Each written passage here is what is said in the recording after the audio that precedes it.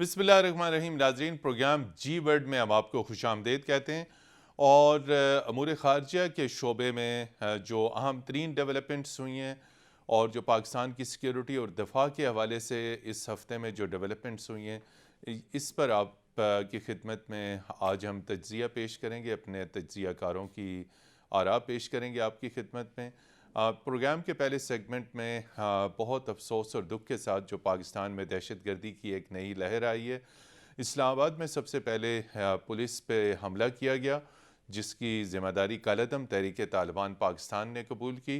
और उसके बाद लाहौर में एक अंदोनाक दहशतगर्दी का वाक़या पेश आया, जिसमें बड़ी तादाद में शहरी जो हैं वो शहीद हुए और अमलाक को नुकसान भी पहुँचा। इसकी ज़िम्मेदारी भी एक कालअदम तंजीम ने कबूल की। आखिर क्या वजह है कि पाकिस्तान में दहशतगर्दी की लहर एक मरतबा फिर तेज़ी के साथ उठी है? प्रोग्राम के दूसरे सेगमेंट में हम बात करेंगे। अफ़गानिस्तान ने इस्लामी दुनिया से अपील की है कि इसे फ़ौरी तौर पर तस्लीम किया जाए।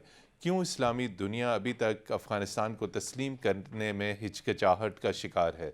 और प्रोग्राम के आखिरी सेगमेंट में हम बात करेंगे यमन का जो बहरान है वो एक मरतबा फिर एस्केलेट हो चुका है। और मुत्तहिदा अरब अमारात पे जो ड्रोन हमला किया गया है, इसके बाद मशरिक़ वस्ता की यानी यमन की वार की क्या सूरत हाल है? यमन की वार के हवाले से अब तक कितनी बातचीत हुई है? ये कॉन्फ्लिक्ट है क्या? इन तमाम अमूर पर बात करने के लिए हमारे साथ स्टूडियोज़ में मौजूद हैं मशरिक़ वस्ता और बैनुल-अक़वामी अमूर के माहिर नासिर अब्बास शराई साहब। नासिर शराई साहब, आपकी तशरीफ़ आवरी का बहुत शुक्रिया। बहुत और शुक्रिया। नाज़रीन, बैनुल-अक़वामी अमूर के माहिर कमर चीमा साहब ने भी हमें ज्वाइन किया। कमर चीमा साहब, आपका भी बहुत शुक्रिया। Thank you. जी, नासिर अब्बास शराई साहब, दहशतगर्दी की लहर एक मरतबा फिर जो है वो पाकिस्तान में आ चुकी है।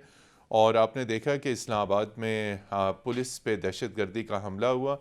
दहशतगर्द दंदनाते फिर रहे हैं वफाकी दारुल हुकूमत के अंदर। और फिर इस वाक़े के चंद घंटों बाद ही तहरीक तालिबान पाकिस्तान ने इस वाक़े की ज़िम्मेदारी कबूल कर ली। और इस वाक़े के 2 से 3 रोज़ के अंदर अंदर ही लाहौर में जो अंदोनाक दहशतगर्दी का वाक़या पेश आया, यानी लाहौर के दिल में अनारकली में, आप क्या समझते हैं कि एक वाक़े के बाद दूसरा, और दोनों अहम तरीन, एक पाकिस्तान का दारुल हुकूमत, दूसरा सबसे बड़े बड़े प्रोविंस का दारुल हुकूमत। तो पहले आप कुछ ये बताएं कि तहरीक तालिबान पहले तो ट्राइबल एरियाज़ में थी, अब आपके दारुल हुकूमत में पहुंच चुकी है। तो क्या मतलब जो ये कहा गया था कि उनके ख़िलाफ़ फुल फ्लेज पूरी ताकत के साथ ऑपरेशन जारी है, तो उसके बावजूद अब अगर बड़े शहरों का ये रुख करती है टीटीपी, तो ये तो सिक्योरिटी के एतबार से बहुत बड़ा चैलेंज होगा। एक बड़ा मैसेज दिया है, टीटीपी ने भी मैसेज दिया है और उनका एक नेक्सस इस वक्त डेवलप हो चुका है आईएसआईएस का जो खुरासान चैप्टर है उसके जी, साथ अफगानिस्तान में। तो इनकी जो कनेक्टिविटी है उसका इम्पैक्ट जो है वो पाकिस्तान के अंदर नज़र आया है। दूसरा ये है कि जो हमारी एक कन्फ्यूज़ पॉलिसी है ना, यानी ये क्लियर नहीं है। हम डायलॉग की बात कर रहे हैं, जब डायलॉग की बात कर रहे होते हैं तो एक कन्फ्यूज़ पॉलिसी होती है कि उनको ये हौसला मिल रहा होता है कि अभी डायलॉग हो रहे हैं, लिहाजा हमारे खिलाफ ऑल आउट एक्शन नहीं होगा। तो इसके नतीजे में भी उन्होंने अपनी पाकिस्तान के अंदर प्रेजेंस जो है ना उसको शो किया है। तीसरा मैटर ये है कि हम शायद इसको सिर्फ एक रीजनल कॉन्टेक्स्ट में नहीं देखना, बल्कि इसे ग्लोबल कॉन्टेक्स्ट में भी देखना है।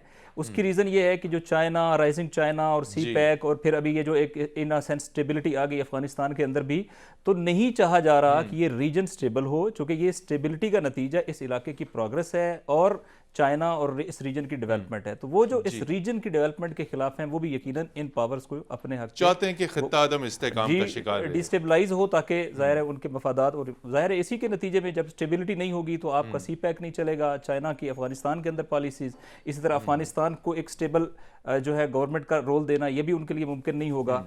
तो ये सारी चीज़ें इस वक्त मिल गई हैं। क्लियर कट पॉलिसी की ज़रूरत है। मसलन पाकिस्तान ने जितना साथ दिया है अफगानिस्तान के अंदर, तो पाकिस्तान गैर मामूली आउट ऑफ द वे जाके पूरी दुनिया इस तरीके से नहीं कर सकी जिस तरीके से पाकिस्तान। तो मैं समझता हूँ पाकिस्तान के इन कंसर्न को समझने की भी ज़रूरत है, क्योंकि पाकिस्तान नेक्स्ट डोर नेबर है। सबसे ज़्यादा माइग्रेशन का इशू पाकिस्तान के अंदर है। जो एथनिक बॉर्डर के दोनों साइड्स के ऊपर है वो पाकिस्तान की पॉपुलेशन जो है वो दोनों तरफ है, और पाकिस्तान ने एक हिस्ट्री भी उसकी जो है वो हिस्टोरिकल लेगेसी एग्जिस्ट करती है। लेकिन इस सब के बावजूद जो हम डिमांड कर सकते थे बतौर पाकिस्तानी, वो ये होनी चाहिए थी कि वो सरजमीन न सिर्फ ये कि हमारे खिलाफ यूटिलाइज नहीं हो, बल्कि उस सरजमीन से इनके जो स्पोर्ट्स हैं उनको मिनिमाइज किया जा सके। वहां हम कहीं ना कहीं कट ऑफ किया जाए, उसको बिल्कुल खत्म किया जाए। एग्जैक्टली आपने सही कहा। अनफॉर्चुनेटली उसमें अभी तक जो है वो कमजोरी नजर आ रही है, और ये वो वजह है कि जिसकी वजह से, चूंकि बिलाखिर ये सारा एरिया ऐसा सा है कि जहाँ पर जो गोरिल्ला वारफेयर और इसी तरीके से इस तरह की जो टेक्निकल चीज़ें हैं वो ज़्यादा हो सकती हैं।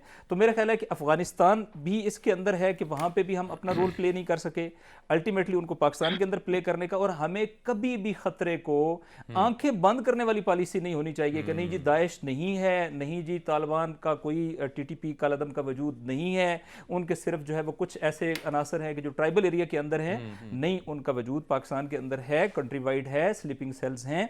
और अगर हम इस खतरे का जो है वो उसको आइडेंटिफाई करेंगे, तभी हम इस खतरे का मुकाबला करने के लिए पॉलिसी बना सकेंगे या स्टैंड ले सकेंगे। कमर चीमा साहब, तमाम तर वसाइल के बावजूद लाहौर का जो दिल है अनारकली, वहाँ पर ये जो अटैक है, इसने एक मरतबा फिर हमारे सिक्योरिटी के निज़ाम पे सवालिया निशान उठा दिए हैं। टेक्नोलॉजी है, कैमरे हैं, सर्च है, हर चीज़ है, इंटेलिजेंस एजेंसीज़ हैं, उसके बावजूद लाहौर में धमाका, और वो भी मसरूफ़ तरीन बाज़ार में वहाँ पे होना।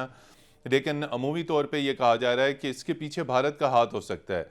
तो क्या इसके पीछे TTP का हाथ है, भारत का हाथ है, कौन हो सकता है? और आखिर हमारे जो सिविलियन लॉ इन्फोर्समेंट एजेंसीज़ हैं, ये बुनियादी तौर पे उनकी जिम्मेदारी है, आप समझते हैं उनकी ये नाकामी है?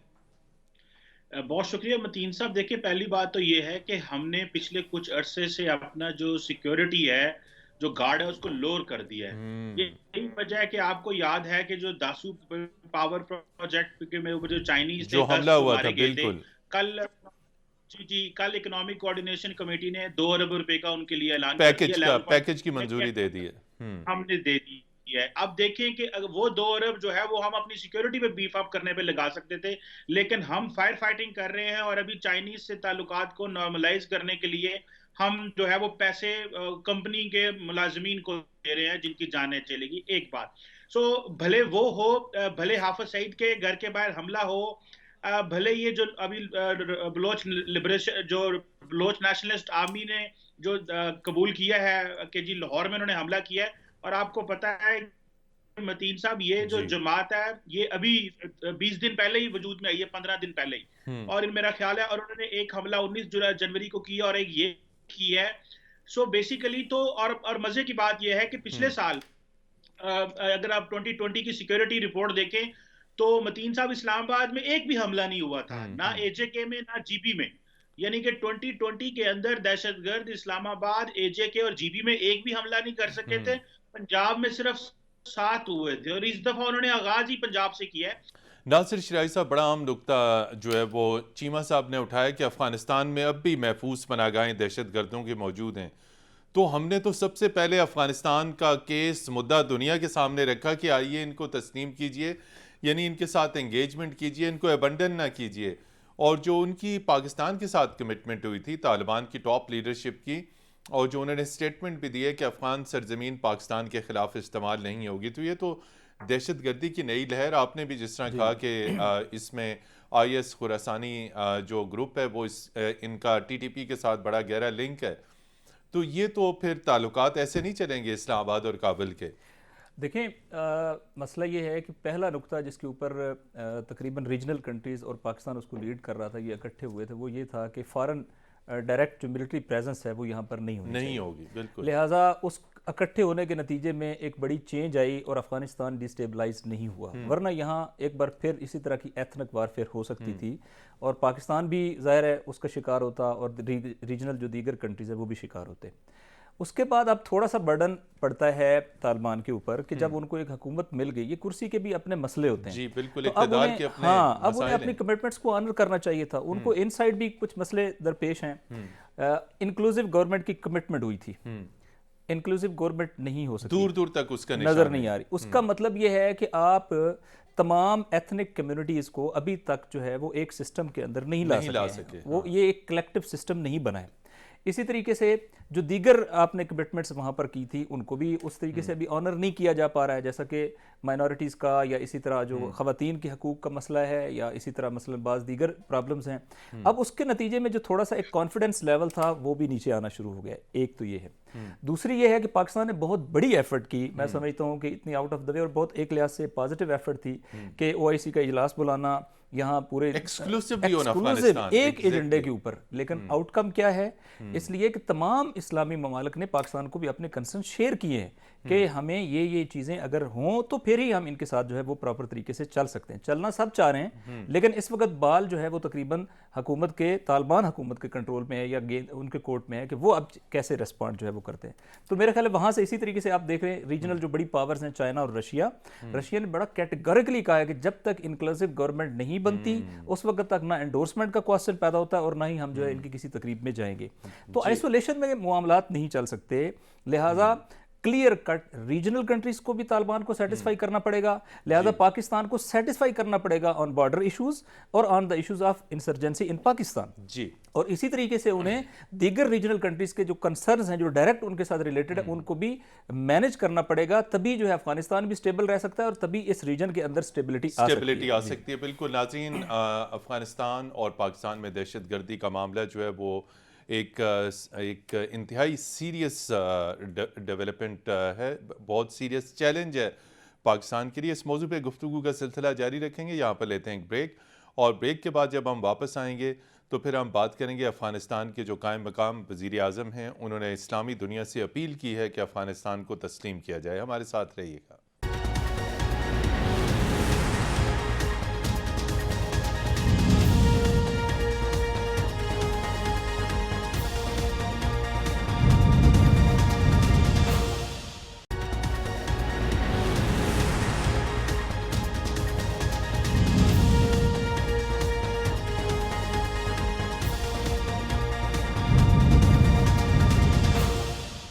जी नाज़रीन, प्रोग्राम जी वर्ल्ड में हम आपको एक मरतबा फिर खुश आमदीद कहते हैं। और इस हफ्ते काबुल में एक अहम डेवलपमेंट हुई, एक इंतहाई अहम इजलास हुआ जिसमें तालिबान की आला तरीन क़यादत मौजूद थी, अक़वाम मुत्तहिदा के नुमाइंदे मौजूद थे, डोनर्स एजेंसीज़ के नुमाइंदे मौजूद थे।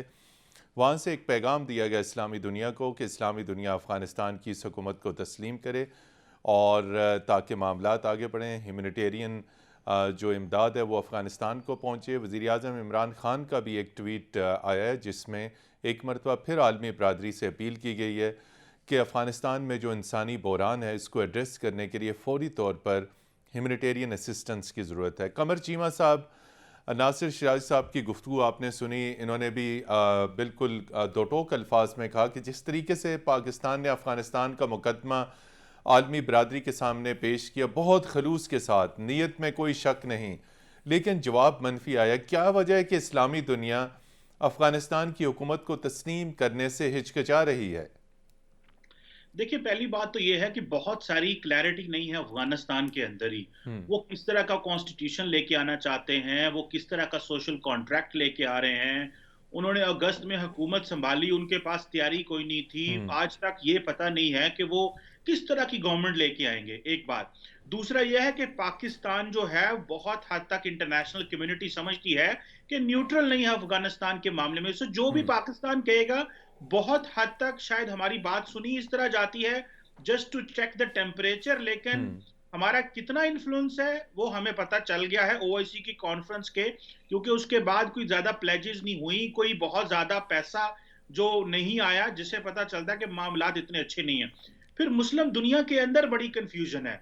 कतर अपना फ्रेमवर्क लेके चलना चाहता है। सऊदीज ने पाकिस्तान के साथ मिलके, जो सऊदीज आइसोलेटेड थे, उन्होंने पाकिस्तान के साथ मिलके एक ओआईसी का फ्रेमवर्क डेवलप किया ताकि कि हम कोई ना कोई मुस्तकबिल में अफगानिस्तान को दे सकें, ताकि अमेरिकन और बाकियों को बता सके कि सऊदीज इन है इस गेम में। अभी अगर यूएई को देखा जाए तो यूएई अपनी एक इंडिपेंडेंस भी रखना चाह रहा है, अपना फ्रेमवर्क भी लेके आना चाह रहा है। फिर टर्की के अपने मसले हैं, और टर्की का सुना है हमने, जो डेलीगेशन आया था उसके लिए कोई प्रॉपर प्रोटोकॉल भी नहीं था, उनको बस में फॉरेन मिनिस्टर को बैठा रहे थे, जिस पे उसने बस सख्त इज़हारे नाराजगी किया। बिल्कुल जी, सुना है वहां पे उनके लिए गाड़ी भी नहीं थी तो उनको बस में बिठाने लगे थे, बाद में वो वापस चले गए, फिर गाड़ियां सारियां आई तो चीजें वो भी तुर्की के सफारतखाने ने गाड़ी भिजवाई। जी जी।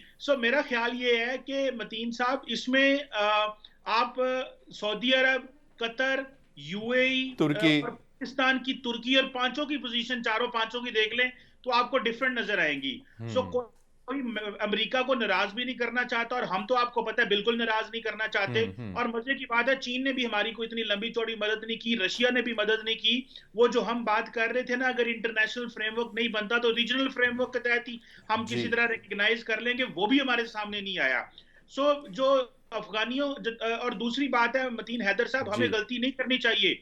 हमें तालिबान को तालिबान के लेंस से नहीं देखना चाहिए, हमें तालिबान को अफगानिस्तान के लेंस से देखना चाहिए। बड़ा अहम नुक्ता है, बिल्कुल। और याद रखिए, अफगान तालिबान जो है, वो जो एक लार्जर, जो एक पश्तून माइंडसेट है पाकिस्तान के बारे में ऑलरेडी इन अफगानिस्तान, उसको बाईपास करके कभी भी पाकिस्तान को एक कोई एक्स्ट्रा सपोर्ट या फेवर नहीं देंगे।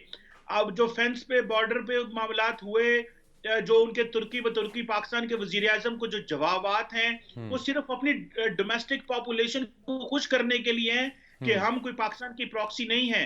मुझे नहीं लगता कि पाकिस्तान की बात कोई लंबी चौड़ी वो सुनेंगे। मैं तो जाती तौर पे पूछा जाए तो मैं तो इस हक में नहीं हूं कि एनएसए को जाना चाहिए। अफगानिस्तान को एक एम्बेसडर और मोहम्मद सादिक को डील करना चाहिए, बाकी किसी को जरूरत ही नहीं है। क्योंकि अफगान तालिबान बड़े डिफिकल्ट नेगोशिएटर हैं, वो आपके खर्चे से सारा कुछ कर रहे हैं। इतना ज्यादा वो करने की जरूरत नहीं है। हाँ, उनको मदद की जरूरत है, वो हल्की फुल्की जरूर करें, लेकिन they should be on the toes. ये नहीं है कि पाकिस्तान 24 घंटे 24/7 मदद के लिए तैयार बैठा हुआ है, और वो तो वेट कर रहे हैं इंडिया का हमें कब रिकग्नाइज करेगा। ये जरा थोड़ा सा इंटरनेशनल कम्युनिटी को रिकग्नाइज करने दें। तालिबान वो तालिबान नहीं होंगे जिनको हम अभी महसूस कर रहे हैं, लेकिन हम एक ऑलिव ब्रांच ऑफर कर रहे हैं ताकि पोस्ट रिकग्निशन अफगान हमारे साथ खुश रहें या मामला ठीक रहे। मेरा ख्याल है कि ये सिनेरियो नहीं होगा, और मुस्लिम वर्ल्ड जो है वो एक अपनी इंडिपेंडेंट अप्रोच भी रखना चाहती है, आपस में भी मसले हैं, और वो इंटरनेशनल कम्युनिटी को भी नाराज नहीं करना चाहती रिकग्निशन। जी, नासिर शाही साहब, बड़ा अहम नुक्ता कि इस्लामी दुनिया की एक अपनी अप्रोच है, एक अपनी कलेक्टिव अप्रोच है। और इस्लामी दुनिया का मतलब है ओआईसी की बैठक आपने इस्लामाबाद में देखी। अब अगर इस्लामी दुनिया रिकग्नाइज नहीं करती, और कमर चीमा साहब कह रहे हैं अगर हिंदुस्तान ने आनन फानन यानी फौरी तौर पे कर दिया, फौरी तौर से मुराद किसी भी वक्त अगर इंडिया की तरफ से स्टेटमेंट आ जाता है, तो again that will be a challenge for OIC. चूँकि अब हम अफ़गानिस्तान को ओआईसी के उस लेंस से देखते हैं, तो आप क्या समझते हैं? एक तो हिंदुस्तान की तरफ से अगर रिकग्निशन आ गई, वो बड़ा चैलेंज बन जाएगा, और दूसरा अगर इस्लामी दुनिया ने रिकग्नाइज ना किया, तो क्या अफ़गानिस्तान का जो ये गवर्नेंस सिस्टम है, इनकी इंटरनेशनल रिकग्निशन है, पहले दोहा में ऑफिस था, फिर इस्लामी दुनिया कैसे डील करेगी? ये अनऑफिशियल एडहॉकिज्म कब तक चलता रहेगा? देखिए, हम ज़रा जल्दी खुश हो जाते हैं जी कि पहले मरले में हमने कहा कि सबसे बड़ा लूज़र जो है ना वो इंडिया है, उनके सफारत खाने और उनकी इतने कौंसलेट और उनकी इतनी इन्वेस्टमेंट, वो एक और बड़ी अब हम बड़ी आर्जी सी हाँ, खुशी थी। और अब आप देखें कि कैसे इन्होंने जाके उनसे नेगोशिएट किया है। पाकिस्तान ने अपना रूट दिया है कि वो अपनी अगर इमदाद पहुंचाना चाहे तो हमारे रूट उस पे अगरचे कि हिंदुस्तान ने कोई जवाब नहीं दिया, 50,000 टन गंदम, लेकिन हमने ऑफर कर दिया कि हमारा रूट जो है वो कर आपके लिए अवेलेबल है। और तालिबान जो हैं वो तो रीजन बियॉन्ड रीजन सोच रहे हैं, वो तो ये इसमें सोच ही नहीं रहे। वो तो ये सोच रहे हैं कि हम सेंट्रल एशिया स्ट्रेटेजिकली सोच रहे हैं। वो समझते हैं हम सेंट्रल एशिया की भी मजबूरी है, हम साउथ एशिया की भी मजबूरी है, हम मिडल ईस्ट की भी मजबूरी है, और हम ग्लोबल पावर्स की भी मजबूरी है। वो तो उस सिनेरियो में प्ले करना चाह रहे हैं। और आप देखिए उन्होंने चाइना को जिस तरीके से ऑफर्स की हैं, वो तो बड़ा मसलन आउट ऑफ द वे जाके ऑफर्स की। तो मेरा ख्याल है कि ये बात ठीक है कि हमने उनको बड़े महदूद तरीके से मैनेज करने की कोशिश की है, वो ऐसा नहीं है। उनकी जो अप्रोच है वो अब काफ़ी बढ़ गई है, उन्होंने बड़े लेवल के ऊपर चीज़ें नेगोशिएट की हैं और वो उसी तनाज़र में चीज़ों को देख रहे हैं। लेकिन इमीडिएट जो मसला है, अगर वो उन्होंने भी सॉल्व ना किया तो वो बैकफायर करेगा। वो मसला ये है कि इस वक्त इकोनॉमिकल वहाँ डिजास्टर है जी, बैंकिंग सिस्टम कोलैप्स कर गया है, वहाँ पेश देने के लिए पैसे नहीं है, इस वक्त नई डेवलपमेंट हो नहीं रही है, और इसी तरीके से लोग जो है वो माइग्रेशन कर रहे हैं। एक शदीद किस्म का बहरान है। पर जब अवाम साथ नहीं खड़े होते और इस तरह का मसला जो इकोनॉमिक क्रंच है वो आपको डिस्टर्ब करता है, तो फिर आपको वहाँ ग्राउंड के ऊपर भी अपनी पोजीशन जो है वो बरकरार रखना मुश्किल हो जाता है। लिहाजा टाइम बहुत ज्यादा नहीं है, इन्हें भी सोचना पड़ेगा। और मुस्लिम वर्ल्ड के अपने मसाइल भी हैं। मुस्लिम वर्ल्ड इस तनाज़र में भी देखती है कि वो सारे ममालिक मसले इस वक्त सऊदी अरब और यूएई तो आपने आपको एक मॉडरेट कंट्री के तौर पे दिखाना चाह रहे हैं। एक वक्त में एक नया फिनोमेना आ गया है, एक नई इस्लामी हुकूमत वाला, बिलाखिर तालिबान अपने आप को इस्लामी हुकूमत कहते हैं, तो उसके साथ रिकग्निशन और उसके साथ लेके चलना, इस तरह के मसाइल भी हैं। फिर जहां बाज़ ममालिक जो है वो इनके साथ क्लोज होंगे, बाज़ ममालिक ऑटोमेटिकली दूर हो जाएंगे। तो ये सारे प्रॉब्लम्स अपनी जगह एग्जिस्ट करते हैं, लेकिन असल हल ये है कि सबसे पहले ये अपने रीजन को सेटिस्फाई करेंगे और रीजन के साथ मिलकर अपने कंसर्न शेयर करेंगे। अगर ये वो चीज़ें सेट नहीं करेंगे तो इंटरनेशनली चीज़ें सेट नहीं हो सकती, सेट नहीं हो सकती। बिल्कुल, सबसे पहले रीजन को देखना होगा। तालिबान की एक अपनी स्ट्रेटजी है। नाजरीन, इस मौजू पे गुफ्तगू का सिलसिला जारी रखेंगे। यहाँ पर लेते हैं एक ब्रेक, और जब ब्रेक के बाद वापस आएंगे तो हम मशरिक़ वस्ती की सूरत हाल पर बात करेंगे। हमारे साथ रहिएगा।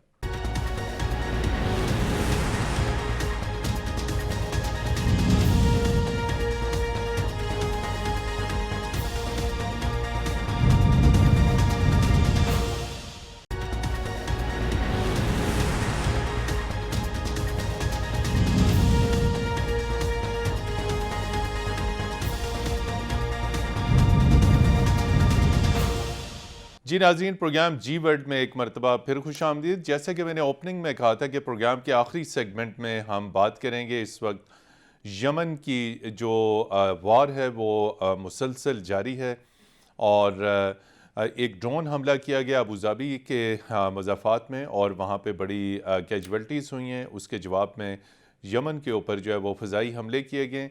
आखिर क्या वजह है कि यमन का बहरान जो है वो ख़त्म होने के करीब नहीं है? ये बहरान अभी तक है क्या? अभी तक इसमें बातचीत के हवाले से क्या प्रोग्रेस हुई है? पाकिस्तान और मुत्तहिदा अरब अमारात की क़ियादत ने एक दूसरे के साथ रब्ता किया, दोनों फॉरेन मिनिस्टर्स की बातचीत हुई है, और वज़ीर आज़म इमरान खान का भी क्राउन प्रिंस के साथ रब्ता हुआ है। पाकिस्तान इस सारी सूरत हाल में क्या रोल प्ले कर सकता है? OIC क्या रोल प्ले कर सकती है? नासिर शिराजी साहब, ज़रा ये बताइए कि अब ये बड़ी बातचीत हुई, बड़े डायलॉग हुए, UN का भी स्पेशल एनवाय बना, सऊदीया का भी पीस प्लान आया, बड़ी चीज़ें हुई, लेकिन मामला यमन का कहीं हल होने को नज़र नहीं आ रहा। तो असल वजह क्या है? देखिए, एक बुनियादी वजह यह है कि यमन को समझा ही नहीं जा रहा, उसके डायनामिक्स को नहीं समझा जा रहा। जी, मसलन हमने एसोसिएट कर दिया कि यमन के अंदर जो हौसीज हैं वो बागी हैं। अब जी, हर वो बागी जगह हैं, खबर वो लिखेंगे अस्करियत पसंद तो हैं। वो बागी और अस्करी। जब आप हिस्ट्री देखेंगे तो वो 1960 तक 1000 साल यहाँ पर हाकिम रहे हैं। फिर जब आप ऑन द ग्राउंड देखेंगे तो फौज की मेजॉरिटी, जो साबका फौज थी उसकी मेजॉरिटी उनके साथ है। जी, फिर जब आप फिजिकल देखेंगे तो 7 साल से कैपिटल समेत मेजर एरिया जो है वो पॉपुलेशन वो उनके कंट्रोल में है। ये तो फिर जब आप ये देखेंगे कि किस तरीके से तमाम हकायक हैं। ये हकायक हैं, स्टेबलाइज किया उन्होंने अपने इलाकों को। अब मसला ये है कि आप ये चाहेंगे कि 100% आपकी मर्जी की कोई चीज़ वहाँ मुसल्लत हो जाए, तो वो प्रैक्टिकली यमनी जो नेशन है वो ऐसी नहीं है। उसके अपनी एक हिस्ट्री, उसका अपना एक किसी किस्म का गैर मुल्की मुदाखलत और वो नहीं हो सकता है। उनकी जो तारीख जब आप देखेंगे तो आपको अंदाजा होगा कि प्रैक्टिकली ये मैनेजेबल नहीं है। बड़ी से बड़ी पावर भी जब वियतनाम में न्यूक्लियर पावर आ जाती है, लेकिन लोग जो है जब खड़े हो जाते हैं तो फिर आप वहाँ पे जो है वो अपना पोजेशन बरकरार नहीं रख सकते। जब मुजाहिमत पे आ जाती हैं तो फिर तो आप ये समझे कि ये एक नविश्ता दीवार है कि वो, लेकिन वो बैठने वाले लोग हैं, वो डायलॉग करने वाले लोग बातचीत हैं, के लिए रेडी हैं। उन्होंने पहले भी जो डायलॉग्स किए हैं, अनफॉर्चुनेटली उन डायलॉग्स के नतीजे में एग्रीमेंट्स हुआ था। एग्रीमेंट के नतीजे में यहाँ बाकायदा वोट तय पाया था जी, कि इलेक्शन होगा और इलेक्शन के नतीजे में जो हुकूमत आ जाएगी। अब इलेक्शन से डिनायल जो है वो मंसूर हादी की तरफ से हुआ है। उसके बाद नई जो चीज़ शुरू होगी वो ये है कि 2 बड़े ग्रुप डेवलप हो गए, एक UAE स्पॉन्सर्ड और एक KSA स्पॉन्सर्ड। जो UAE स्पॉन्सर्ड थे वो इलाद की पसंदों की हिमायत कर रहे थे कि जी यमन को 2 हिस्सों में तकसीम किया जाए, नार्दर्न और साउदर्न में। और इसी तरीके से जो KSA के सपोर्टेड थे वो अगरचे यमन को यूनाइटेड रखना चाह रहे थे, लेकिन जाहिर है वो यमन को हौसीज को माइनस करना चाह रहे थे। तो हौसी माइनस तो नहीं हो सकते सिस्टम के अंदर से, वो एक इम्पॉसिबल सी चीज़ है। फिर जब 7 साल इनको मिल गए हैं और मैंने बताया कि इनकी अपनी मिलिट्री कैपेबिलिटीज इनके साथ थी जो फौज की भी हैं, तो अब उन्होंने उनको डेवलप और एनहांस किया है। और अब जंग का दायरा जो है वो उन्होंने इतना स्ट्रेटेजिक पॉइंट ऑफ व्यू से, ये जो अभी ताज़ा वो हुआ है, हमें इसकी खुशी नहीं है कि अगर UAE का जो अमन है वो सैबुताज होता है या KSA का अमन सैबुताज होता है। बीइंग ए मुस्लिम कम्युनिटी किसी को भी खुशी नहीं हो सकती है। नहीं कि इस्लामी दुनिया का अमन हमारे लिए और पाकिस्तान का ये जो स्टैंड है ये बड़ा जेन्युइन और नेचुरल स्टैंड था कि पाकिस्तान ने कहा जी हम न्यूट्रल रहेंगे और नेगोशिएट, कोई भी चीज जो है वो नेगोशिएशन के साथ ही सॉल्व हो सकती है। लेकिन इसके साथ ही यमन पे फिजाई हमले करना, अब ये क्या हुआ? अब ये हुआ है कि एक तो यूएई ने ताज़ा एक उनका जहाज़ पकड़ा गया जिसमें मिलिट्री इक्विपमेंट था, जबकि यूएई ने कमिटमेंट दी थी कि वो इसमें डायरेक्ट नहीं आएगा। उसके बाद चीज़ें और कहा गया था खराब कि हो इसमें खुराक और मेडिसिन है, इसमें जो है वो मेडिकल इक्विपमेंट है, लेकिन उन्होंने उसको लाइव दिखा दिया और लाइव दिखाया कि वो तो सारे का सारा ही मिलिट्री इक्विपमेंट था, मिलिट्री व्हीकल्स थी और टैंक्स थे और तोहफे थी और दीगर चीज़ें थी। तो उसके बाद जाहिर है हालात जो है वो ज़्यादा ख़राब हुए। और फिर ये जो मैसेजिंग हुई है, ये मैसेजिंग मैं समझता हूँ कि ये 3 अफराद, अगरचे एक फ़र्द भी कीमती है, लेकिन ये 3 अफराद का यूएई में मारे जाना मसला नहीं है। ये इसी तरीके से जो अगर फाइनेंशियल डैमेज हुए, जो उनकी प्रेस्टीज शैटर हो गई है कि जो सारी जिंदगी वो बचा के लेके आए हैं कि ये पीसफुल एरिया है, यहाँ इन्वेस्टमेंट करें या डेवलपमेंट करें। अभी जो यमन ने मैसेज किया, मेरा ख्याल है अगर ये नेगोशिएट नहीं करेंगे, बातचीत नहीं करेंगे, तो फिर मामलात और वर्सन होंगे और सिचुएशन जो है वो इजराइल की तरफ से भी थोड़ा सा कॉम्प्लेक्स हो गई है, क्योंकि इजराइल ने इस मसले पर आके डायरेक्ट ऑफर कर दी है अपनी प्रेजेंस और एक्नॉलेजमेंट के बाद यूएई के साथ कि हम सारी वो करेंगे। इससे चीजें और ज्यादा कॉम्प्लेक्स हो गई हैं, तो यूएई को अपनी पिच पे खेलना पड़ेगा और मुसलमानों की पिच पे खेलना पड़ेगा, तब चीजें रिजॉल्व होंगी। जी कमर चीमा साहब, मुसलमानों की पिच पे यूएई को खेलना पड़ेगा, अपनी पिच पे खेलना पड़ेगा, ना कि इजराइल की तरफ से ऑफर। इसके ऊपर भी आप ज़रूर कमेंट करिए, लेकिन पहले बताइए कि जो जितनी तमाम तर सफारती कोशिशें की गई, पॉलिटिकल फोरम्स हैं, इसमें जीसीसी मौजूद है, अरब लीग मौजूद है, ओआईसी मौजूद है, यूएन मौजूद है, लेकिन तमाम तर ये बड़े बैन अल-अक़वामी पॉलिटिकल फोरम्स यमन के बहरान को हल करने में हमें नाकाम नज़र आते हैं। देखिए जी, बड़े जितने भी फोरम्स हैं वो उनके पास इतनी पॉलिटिकल बैकिंग नहीं होती ग्रेट पार्ट से, एक बात। और दूसरा ये है कि फॉर लॉन्ग आपको पता है ग्रेट पावर्स को मैनेज भी करते रहे अरब ममालिक। ये जो बाइडेन एडमिनिस्ट्रेशन ने आके थोड़ा सा चीजों को रिवर्स किया और सपोर्ट बंद की सऊदीज की और बाकी। और लेकिन दूसरा ये है कि आपको पता है इन सऊदीज और अरब्स के पास इतना पैसा है कि वो जिस तरह फॉर एग्जांपल वो कह रहे थे जी ठीक है हम राफेल 80 राफेल ले रहे हैं फ्रांस से, F-35 की डील उन्होंने कैंसिल कर दी, अमेरिकन परेशान हो गए। इस तरह की बहुत सारी चीजें हैं जो कि जारी बात है कि ये एक लिवरेज है अरब ममालिक का। और दूसरी ये जो इब्राहिम अकॉर्ड कुछ मिडिल ईस्टर्न ममालिक पर्टिकुलरली जो यूएई ने किया है, इससे वो अपनी एक फ्यूचर आउटलुक जो है वो आपको पता है डिफरेंट एस्टैब्लिश कर रहे हैं। मेरा ख्याल है कि जो आइंदा आने वाले मुस्तकबिल के दिनों में जाहिर बात है ये एथनिक मसला, एथनिक एंगल से भी यमन के कॉन्फ्लिक्ट को देखना चाहिए। और वो एक कोई जो एक अरब ग्रुप है वो दूसरे को डोमिनेट इस तरह नहीं कर सकता, और इनको जिस तरह ये इसराइलियों के साथ बैठ गए, यमन के साथ भी बैठ के मसले को हल कर लेना चाहिए।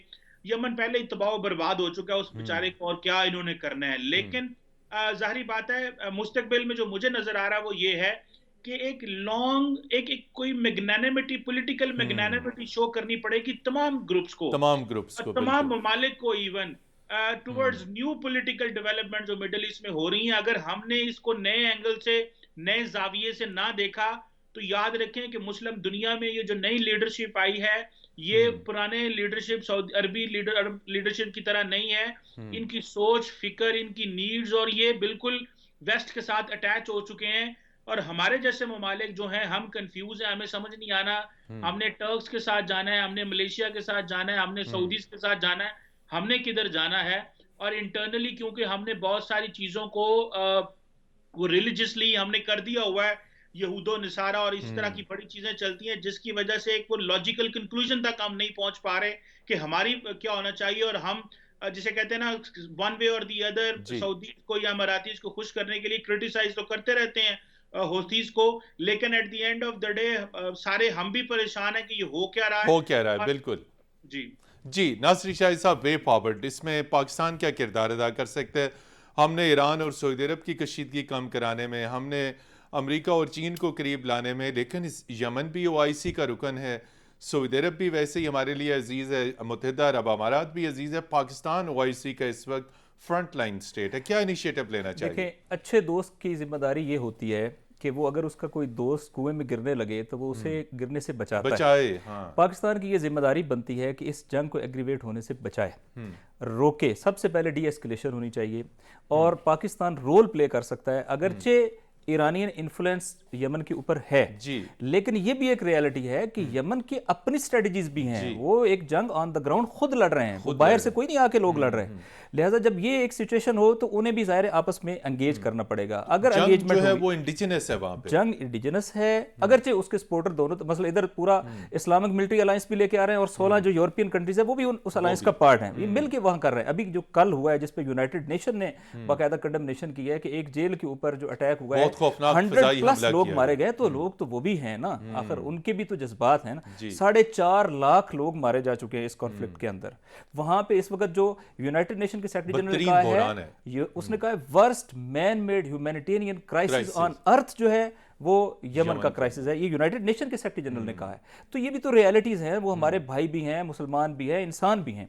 तो मेरा ख्याल है कि नेगोशिएशन को स्टार्ट करने के लिए पाकिस्तान को स्टेप फॉरवर्ड आना चाहिए और पाकिस्तान अगर अभी भी अपना कोई मिशन तरतीब दे तो मेरा ख्याल है ईरानी भी उसको ऑनर करेंगे, यमनी भी ऑनर करेंगे और सऊदी अरब को भी ये समझना होगा कि ये उससे खलूस का नतीजा है, ये कोई नेगेटिव चीज़ नहीं है जिसके नतीजे में बातचीत जो है वो एक अच्छे नतीजे पर पहुंच जाए। और सऊदी अरब भी जो अपने अहदाफ रखता है और यूएई भी जो अपने इकोनॉमिक अहदाफ रखता है वो कभी नहीं बढ़ सकते अगर यमन वार के अंदर ड्रैग रहेंगे। तो ये एक रियलिटी है, जब तक इस बुरान को एंड नहीं करेंगे वो कभी भी अपनी इकोनॉमिक प्रोग्रेस को इंश्योर नहीं कर सकते। बिल्कुल नाज़रीन, जो यमन में इस वक्त जारी बहरान है और जो कशीदगी अगर ये ख़त्म ना हुई तो मशरिक़ वुस्ता में ना सिर्फ अमन नहीं आ सकता बल्कि जो उनकी इक़्तिसादी तरक्की के, इन्वेस्टमेंट के जो ख्वाब हैं वो भी पूरे नहीं हो सकेंगे। इसलिए यमन का बहरान जल्द अज जल्द हल करने के लिए पाकिस्तान को भी इनिशिएटिव लेना चाहिए।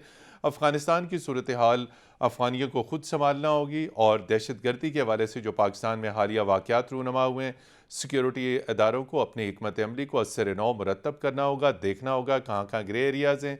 नासिर अब्बास शिराई साहब आप तशरीफ़ लाए और कमर अब्बास चीमा साहब आप तशरीफ़ लाए। आप दोनों हज़रात का बहुत शुक्रिया। प्रोग्राम जी वर्ल्ड की टीम को अगली इतवार तक के लिए इजाज़त दीजिए। खुदा हाफ़िज़।